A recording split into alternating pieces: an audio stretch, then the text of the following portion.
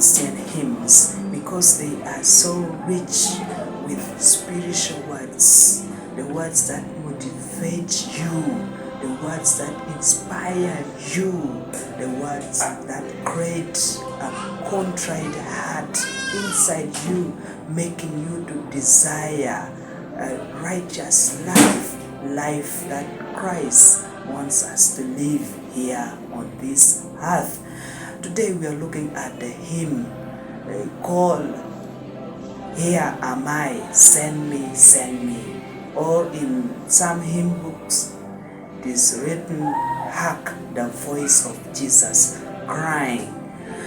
This song was done by Daniel March in 1868. Daniel March was an American. His origin is in Presbyterian Church, but later on he changed to Congregationalism.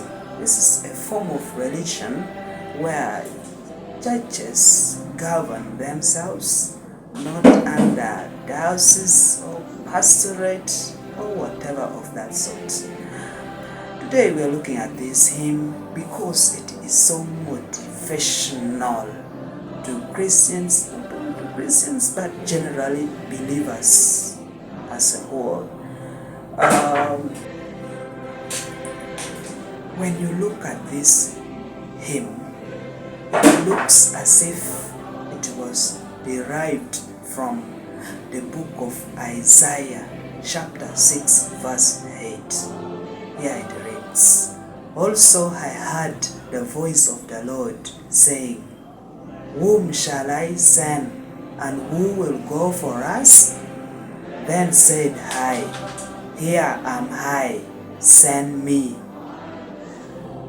So when you look at the first paragraph of this hymn, it talks about Jesus calling you to work. Hark, the voice of Jesus calling. Who will go and work today?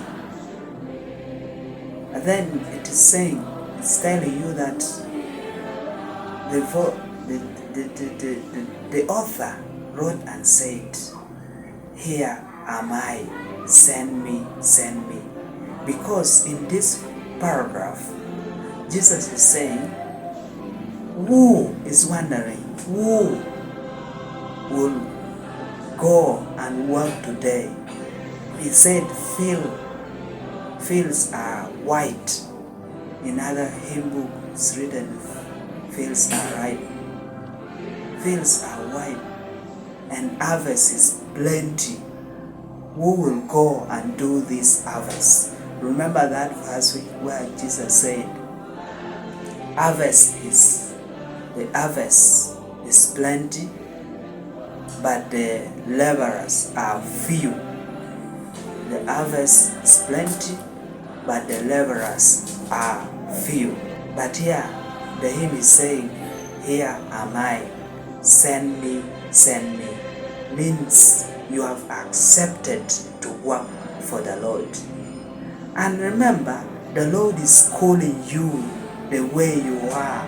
That capacity is not calling you because you have attained some level of education, or you are knowledgeable in some field, or what.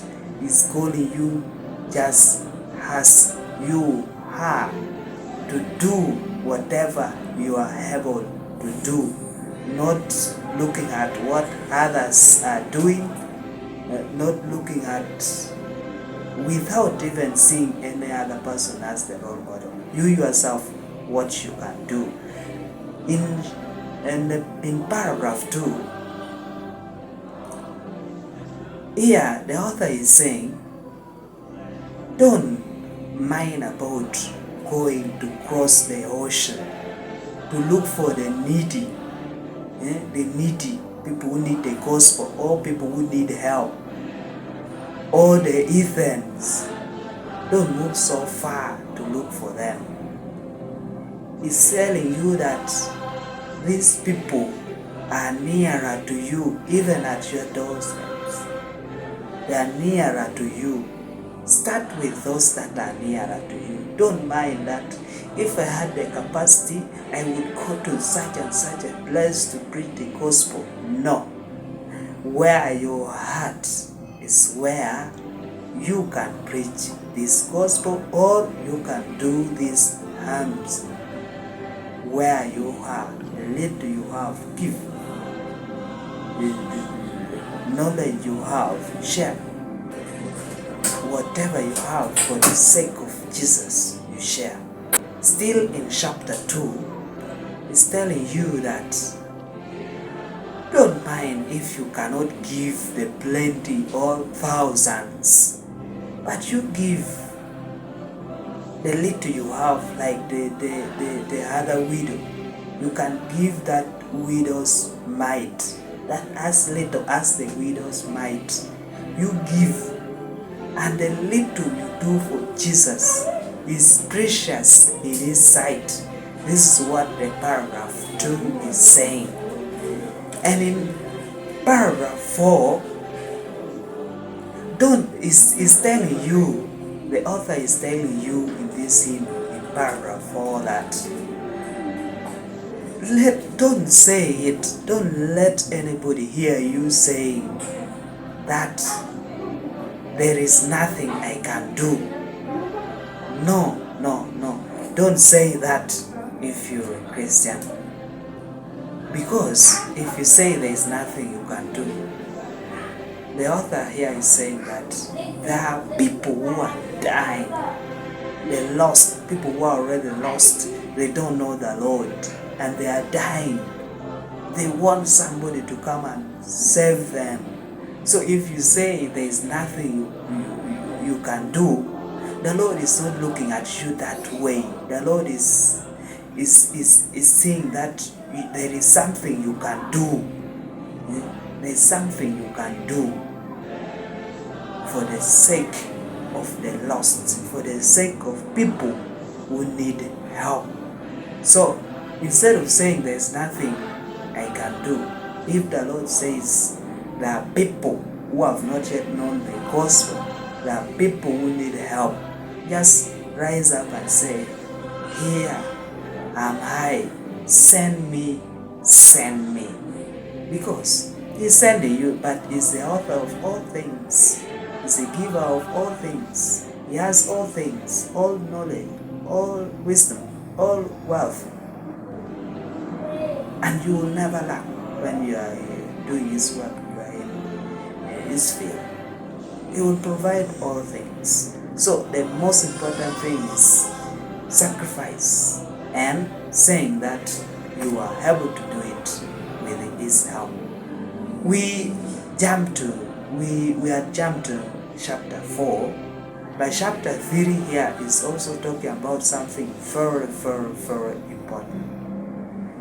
I mean, paragraph 3 of this hymn is talking about something very important.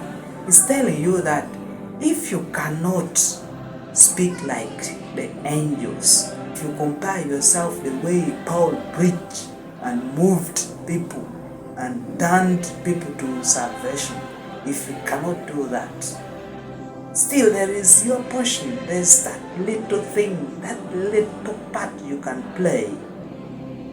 You can speak the love of Jesus. You can tell somebody that Jesus loves you. I like that.